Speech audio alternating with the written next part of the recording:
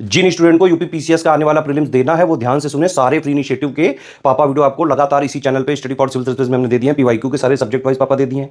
Current का पापा exam से करीबन 20-21 दिन पहले मिल जाएगा। इसके अलावा डिवाइस टारगेट आज से आपको मिलना चालू हो जाएंगे। लिस्टिंग के पापा सारे वीडियो जो हम दे रहे हैं लगातार। टेस्ट सीरीज के सारे वीडियो अपलोड कर दिए गए हैं, पेड क्विज के अपलोड कर दिए गए हैं, है ना। और मोस्ट इंपॉर्टेंट जैसे गवर्नमेंट स्कीम, यूपी वाली जो है स्कीम, जितने भी जो वीडियोस जरूरी होते हैं, मिसलेनियस पापा, इकोनॉमी पापा, सारे हमने दे दिए हैं। कुछ और बचा होगा जो है दे दिया जाएगा। कोई डाउट, कोई कमेंट, कोई सजेशन, आप प्लीज कमेंट करके बताएं तुरंत। यूपी पीसीएस प्रीलिम 2025 जो 12 अक्टूबर 2025 को है, उसके लिए जो भी छात्र सीरियस हैं, सबसे पहला यही ध्यान रखें कि आपको जीएस का प्री का कट ऑफ निकालना ही निकालना है। सीसेट में तो सिर्फ क्वालिफाइंग करना है 33%। वो हमारा जो है सीसेट के फ्री पापा वीडियोस से प्लस जो है फिर 2018 से अभी तक के पेपर से आराम से सीसेट वाला पोर्शन जो है आपका क्लियर हो जाता है। जीएस में मेन है, जीएस में आपको 150 क्वेश्चन 200 नंबर में से टारगेट इतना रखना ही पड़ेगा। 105 क्वेश्चन का टारगेट रखिए, 140 नंबर का टारगेट रखिए, तब जाके कट ऑफ क्लियर होता है, क्योंकि 2-4-5 क्वेश्चन हर बार की तरह गलत होते हैं। ठीक है, अब ये पूरा कैसे किया जाता है वो समझिए। सबसे पहली बात तो ये कि 150 में से 120 से 125 क्वेश्चन इन तीन चीजों से हर बार आ जाते हैं। एससीएस का सिलेक्शन मटेरियल जो कि इस बार 1300 पेजेस का है। एससीएस पेड क्विज जिसमें हम 4-5 क्वेश्चंस की प्रैक्टिस करा रहे हैं, पूरे सिलेबस का निचोड़ एक तरह से देने की कोशिश कर रहे हैं। इजी टू मॉडरेट टाइप के क्वेश्चन सारे इसमें हमने करा दिए हैं। एससीएस टेस्ट सीरीज में हर आयाम की प्रैक्टिस हो रही है, easy, moderate, tough, conceptual, factual, Hindi. इन तीन चीजों से तो 100% कट ऑफ क्लियर हो ही जाता है। ये आपको 6500 9,000 वाले में हमारे मिल सकते हैं जो ग्रुप चलते हैं। जो 6500 9,000 वाले जो भी स्टूडेंट्स हैं उनके लिए हमने एक लास्ट में रिवीजन का भी प्लान बनाया है, या फिर आप इसको मेंटरशिप भी कह सकते हैं। लास्ट 30-40 डेज जो बचे हुए हैं उसमें डेली क्या पढ़ना है, डेली इसमें जो है टारगेट दिया जाएगा क्या क्या पढ़ना है। जो मेन 6 सब्जेक्ट हैं, history, polity, geography, economy, science, environment, उनका एक मोस्ट इंपॉर्टेंट टॉपिक के नोट्स भी दिए जाएंगे।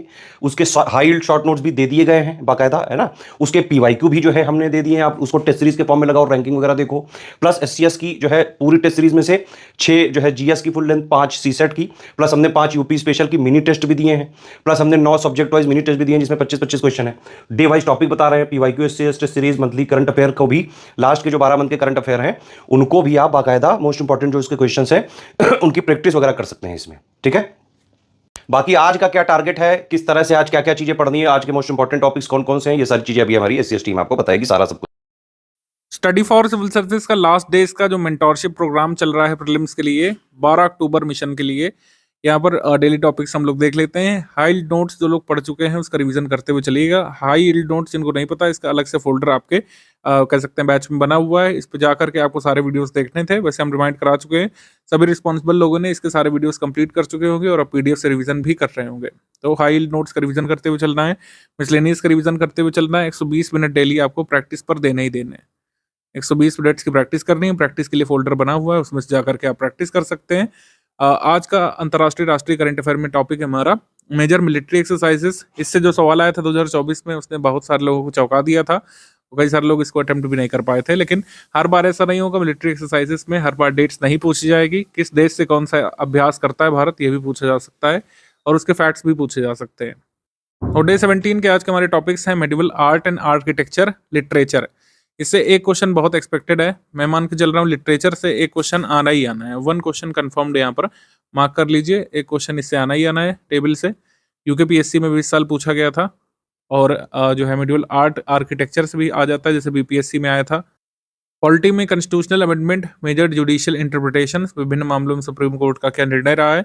मेजर इरिगेशन प्रोजेक्ट्स, उनकी हिस्ट्री, बैकग्राउंड, और प्रोजेक्ट्स और कैनाल्स कौन सा किस राज्य में है और किस नदी से संबंधित है, ये क्वेश्चन आ जाते हैं। साइंस में मेटल्स, नॉन मेटल्स, उनकी प्रॉपर्टीज, उनके अनुप्रयोग। मिनरल्स एंड ओर्स में क्या क्या मेजर डिफरेंसेस हैं।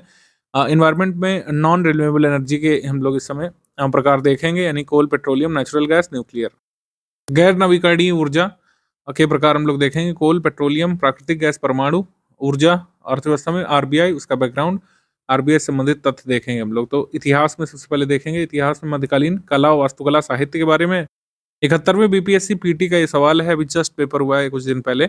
इसमें देखिए प्रश्न पूछा गया था कि काबुली मस्जिद, 2.5 दिन का झोपड़ा, इलाहाबाद का किला, इत्मीनुद्दौला का मकबरा बनवाने वाले और या बनवाने वाली का नाम यहाँ पे बताना है। तो ऐसे प्रश्न आ सकते हैं, ऐसे यूपीपीएससी पूछ चुका है। तो 4 शासक और 4 उनके द्वारा बनवाए गए या उनके कालखंड में बनवाए गए स्थापत्य पूछ सकते हैं।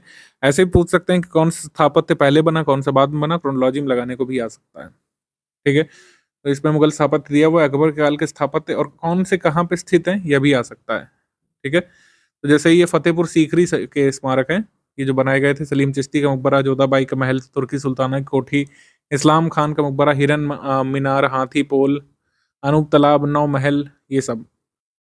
जौनपुर का शाही पुल 1562 में अकबर ने बनवाया, लाहौर का किला 1563 में, अजमेर का किला 1570 में, अटक का किला 1581 में, इलाहाबाद का किला 1583 में। ये सब अकबर के समय का स्थापत्य है। शाहजहां के समय का स्थापत्य।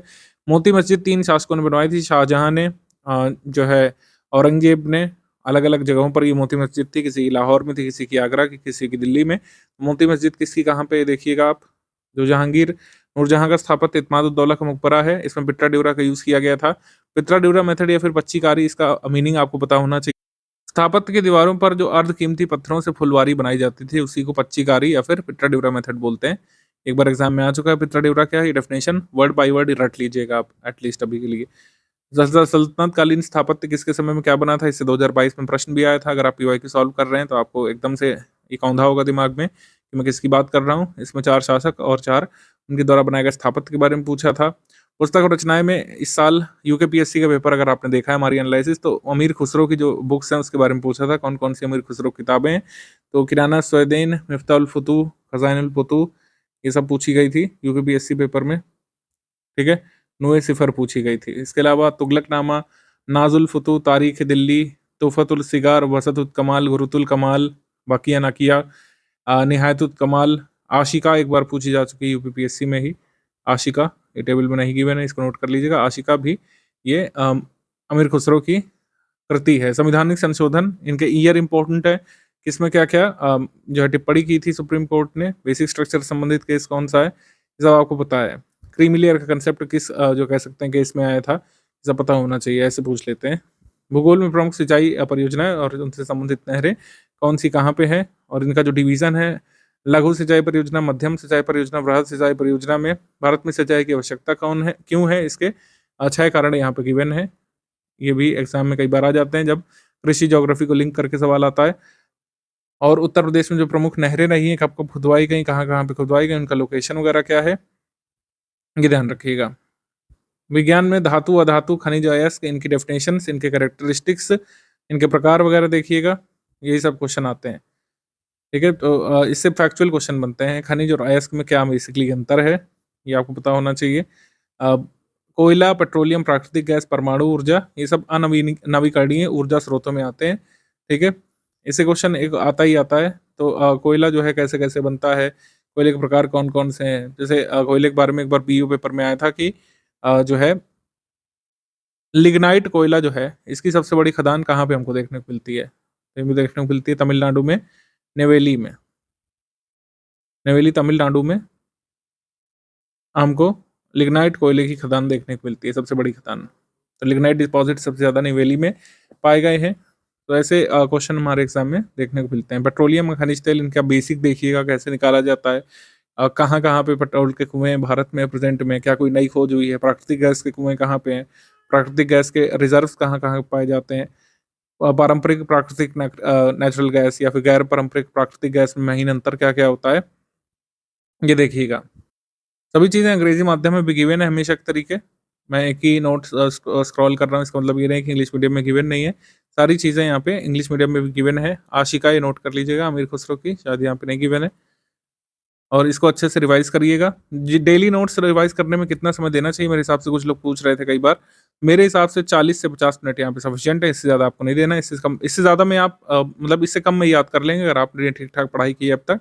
ये बिल्कुल एब्जॉर्बेबल है, इम्बाइबेबल है, इसको किया जा सकता है बिल्कुल। कुछ भी इसमें रॉकेट साइंस नहीं है, जितना दिया है वो याद करना है। जैसे इसमें जो लिखा है नॉन रिन्यूएबल सोर्सेस वाला, अगर ये सब कुछ आप एक बार पढ़ के जाएंगे ना तो क्वेश्चन कर ले जाएंगे एग्जाम में। अगर आप पढ़ के ही नहीं जाएंगे तो वहाँ पर कंफ्यूज हो जाएंगे। तो न्यूक्लियर एनर्जी के सोर्सेस क्या क्या हैं, कैसे होता है, 2 मेथड, न्यूक्लियर फिशन, फ्यूजन।